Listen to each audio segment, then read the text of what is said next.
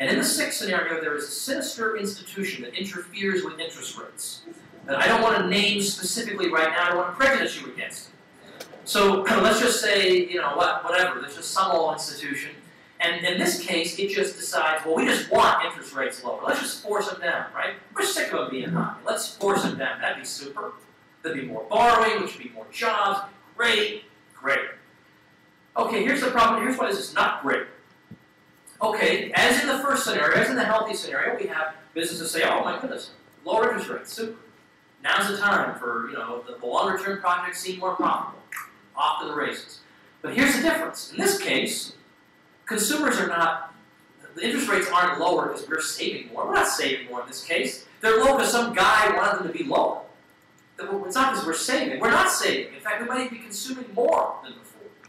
So in this case, we're not deferring our purchases for the future. We want more of existing goods right now, but businesses are engaged in long-term product development for the future. There's a mismatch here. They're not doing what consumers really want. They've been misled. But secondly, if consumer goods industries are not contracting, they're not releasing resources to make possible the completion of all these new projects. That's what the video means when it says that, you know, we get started, we start grabbing for resources, we realize there aren't enough.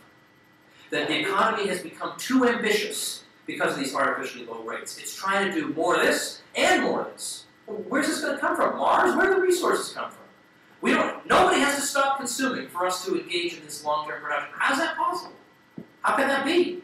We have to make sacrifices. Precisely our saving that makes possible the higher order expansion. But we're not saving. We're spending. And they're spending. And so instead of resources smoothly and spontaneously moving from this stage to this stage, we have a tug of war going on between the higher and lower order stages over this fixed amount of resources. And that bids their prices up. As the lower order states say, no, we need the workers. And the higher order say, no, we need it. No, we need the trucks. No, you need the trucks. And we need them. No, we need them. And that makes their price get higher and higher as they compete with them. And so these projects are going to become obvious. They're not so profitable after all. The costs are prohibitive. And we wind up with a bust. Now, basically, this can be summed up in Mises' beautiful metaphor from his book, Human Action. And that metaphor is, imagine, if you have trouble understanding this business cycle theory, imagine an economy with one guy doing one thing. And I can convey the business cycle theory to you that way. Imagine we have one master builder building a house that requires 20% more bricks to complete than he has. And now remember, this is the whole economy. It's this guy and his bricks. By definition, there are no other bricks. So as he's building, of course, he's building an unbuildable house. This is an unsustainable path. He's become overambitious. He doesn't know it yet. But the sooner he finds out, the better. Because then he won't waste his time working on something that can never be finished. It's better for him to discover it sooner rather than later. If he discovers it at the very end, then he's going to demolish the whole freaking house. That's not good for him. So that, in effect, is what's happening to the economy. Is that it, like the master builder, is trying to do an incompatible mix of things. It can't finish. It doesn't have the resources to do all the things it's been misled into doing. So let's say, though, let's say we feel bad. This is my own personal contribution to Austrian business cycle theory. Let's say that we feel sorry for the master builder. I mean, here he is building this house, and he's never going to be able to finish it. What if we, feeling bad for him, we just got him drunk so that he wouldn't notice the dwindling supply of bricks? He'd just keep whistling while he's working, and it would be great. Okay? All right, so he's doing that. Are we actually helping this guy? Is that helping? I mean, look, we're putting him to work. Right? He's got a job. Isn't that all we care about is jobs? Well, okay, yeah, he's got a job destroying wealth. That's his job. Destroying wealth. Taking these bricks and assembling them into a configuration that can't be finished and will have to be demolished. Is that good? Is that helping society? Are we glad that he's employed in this? Obviously, we've just made it worse because when the discovery inevitably comes and he can't do this, it's all the worse for him. And so that's why this is exactly analogous to when we have the bust in a boom-bust cycle in our economy, and we then get the suggestion, well, we need lower interest rates, even lower, that'll solve the problem. Well, that's like saying what we need to do for the master builder is liquor him up, and then he won't notice it. This just intensifies the problem. It makes us continue on the unsustainable path instead of realizing we've made a mistake. And this is the answer to Hayek's question. Why are businesses being misled? Why are they all making losses at the same time? Because the structure of interest rates, which is essential to entrepreneurial activity, has all been falsified. They're all being given green lights when they should have been given red lights half the time. They're being misled into doing things they shouldn't be doing. The economy can't sustain. So it's this precisely this intervention into the market that we're told is actually, no, the free market causes this. No, this isn't the free market, it's intervention into it. And what the analogy of the master builder also discloses to us is that the recession, strictly speaking, as painful as it is, the recession is not strictly the problem. And again, that's what in the video, the Hayek character says that what we need to focus on is not the bust, which is what everybody focuses on now. Oh my gosh, there's a bust, what do? We have to focus our attention on the boom period, where we had all this artificial stuff, we had a lot of artificial wealth, we had the metaphorical equivalent of somebody building an unbuildable house. We have to go back and look there. That's where the seeds of the destruction were planted. That was the problem. The bust is the economy saying, wait a minute, this can't work. We have to redeploy resources in lines of production where they truly belong. And we have been doing that. We've been putting them in the wrong lines of production. Now, Alan Greenspan was a Federal Reserve, it's the Federal Reserve System, by the way. There's your institution that I was disclosing, I was keeping from you. It's Greenspan, who was referred to as, by the New York Times, as the infallible maestro of our financial system. Good old creepy Pravda-like New York Times, right? Saying that about him because in 2001, we're at the end of the dot-com bust, and Greenspan is tired of being in recession, so we get a relatively mild recession. Because in 2001, what does he do? He lowers interest rates 11 times. And then sure enough, the economy seems to recover. People say, wow, this guy's fantastic. It's amazing. Just one guy, one former saxophone player can take the entire economy, and just by fiddling with some figures and doing some things in the economy with the Central Planning Board, it's amazing what this guy can do. But what was he doing? He was doing the functional equivalent of intoxicating the master builder. Because in fact, literally, look at what happened to housing. That was the first recession ever on record in which housing starts went up. So people drew the conclusion that, wow, gee, even in a recession, housing is robust. I guess I should just get 5 investment houses. Housing prices never go down. All these myths that we were sold because they seemed believable at the time. Because the Fed, instead of allowing the economy to restructure and interest rates to reflect reality and speculators to stop speculating because interest rates would be high, and they'd say, oh, wait a minute, maybe I better invest in something else. No, interest rates were kept low, so again, instead of a red light, we got a green light. Hayek says the interest rate is supposed to be like a brake. It's supposed to be like the brakes on our ambitions, so we don't get too ambitious. No, everybody was just full steam ahead, keep on going.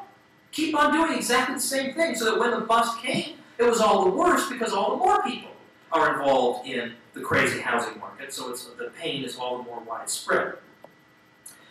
Now I want to say a little something about the Federal Reserve System, and I may go a little bit over my time. I hope you'll forgive me for this. I don't get to Colorado much. I got to stuff all this information into this room while I'm standing here. But the Federal Reserve System is, which was created by Act of Congress in late 1913, goes into existence the following year.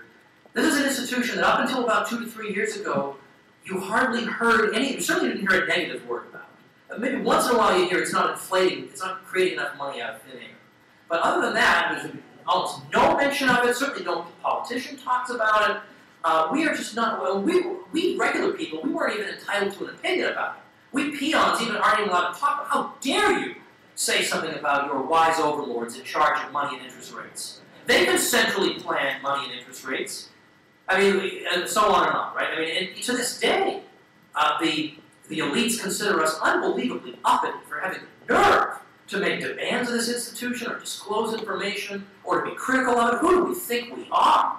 And then meanwhile, the gatekeepers of approved opinion, the 60 Minutes of the world, which has now had the Federal Reserve Chairman on twice. They have him on, they don't even understand the issues at stake, so they let him get away with all these whoppers. They throw him, it's a softball interview. It's like Katie Couric interviewing Hillary Clinton. Like the whole thing, softball questions the whole time. And that's what we get. Again, it's like Pravda, instead of actually sticking them with some really good questions. The beauty is, thanks to the internet, we can get around these gatekeepers. An average person can create a video called Bernanke Was Wrong. And tens of thousands of people watch it immediately. And it's a clip of Bernanke just saying one inane thing after another, that the opposite comes true, and no one calls him on it because he's our wise overlord. But now it's different.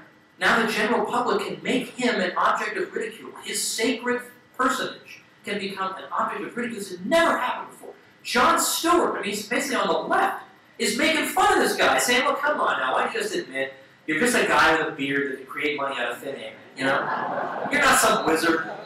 It's unbelievable. We have never seen anything like this before. This is a very liberating step forward. But up to now, again, we have shot ourselves in the foot because so many people have just taken for granted that what they're being told by the establishment is true. But what we've been told about the Fed is not true. And it has harmed us not to have the knowledge that we need about it. I mean, the New Republic magazine, which I wouldn't wish that on anyone, a subscription to the New Republic. But if you ever read the New Republic, you remember there was some of you might remember this from the late 80s, early 90s. They had this journalist named Stephen Glass, and he used to break the most fascinating stories. And other journalists would be envious of him, and other editors would say to their journalists, why didn't you break this story? It's unbelievable. Glass is breaking all the good stories. How did he break all these good stories? He made them up. None of them were true. He invented them. And in the pre-internet age, it was much easier to get away with that, because you can't just Google some company name. So he could make up phony companies, phony people. And eventually he got caught. They actually made I highly recommend the movie they made about it, called Shattered Glass. Very worth seeing. But I bring this up because one of the stories he made up was a story in which investors on Wall Street supposedly built a little shrine to Alan Greenspan with flowers and candles and his image. They would gather in front of it and meditate. But what's odd about this is that nobody noticed that was a phony story. Nobody said, "Oh, wait a minute, who in his right mind is going to do something like this?" People thought at the time, "Yeah, it seems like something somebody might do." So it's wonderful to see somebody like this brought back down to earth. All right, so what are we told all the time about the Fed? Well, thank goodness you stupid rubes have the Fed, because without the Fed, you'd have all these booms and busts. They're not making that argument quite as often today, but that is the usual thing. Before the Fed, look at all the terrible things that happened before the Fed. All right, because the economy before the Fed was extremely volatile. It's a lot of production and a little production, just all crazy all over the map, and the Fed has smoothed all this out, and all the rest of it. All right, what's fantastic is that in recent years, mainstream economists, even Christina Romer, who was a top economist for Obama, believe it or not, has actually done some useful work going back and looking at the old figures from the pre-Fed years to see how accurate they are. And it turns out that, as my friend George Selgin puts it, they're about as accurate, these old figures from the 19th century, to measure how stable the economy was. You would get better results from looking at sheep entrails than you would looking at these figures. And for reasons that if in the question period you want more detail on that, I can give it to you. But the point is that, well, not about sheep, I don't know anything about that. But the point is that actually when you reconstitute these figures were actually making it look like the pre-Fed years were much more volatile than they were, and the post-Fed years were much less volatile than they were. When you correct for that, you actually find that a lot of this drops out. So, for example, it exaggerates both the number and the duration of economic downturns that we had before the Fed. Recessions were not more frequent in the pre-Fed than the post-Fed period. Now, Selgin, who's a professor at the University of Georgia, has said, all right, I'm going to be a real sport about it. When I measure the performance of the Fed, I am not even going to include the Great Depression, even though it occurred under the Fed's watch. Because we all know the Great Depression was just practice. So we won't even count that. We'll be real sports about it. But even if we get rid of that, okay, we get rid of the Great Depression, we do find economic contractions are somewhat more frequent in the period before the Fed than after, but they were also almost 3 months shorter on average and no more severe. Recoveries were faster in the pre-Fed period, and if we extend the pre-Fed period not to just the period that, from like the 1870s where Romer was looking, but if we look at Joseph Davis and other economists, look from the 1790s to 1950, he finds no appreciable difference at all between the length and duration of recessions in the pre-Fed and the post-Fed period. But maybe it has given the economy more stability. The economy's been more stable. It was wildly fluctuating before the Fed, now it's super stable. Again, this is not true when you correct for the data, because you realize that a lot of the reason that the economy might have been unstable in the 19th century was it's an agricultural economy. And so you have harvest failures, output goes way down in that year. And then the next year, the harvest is normal, I'll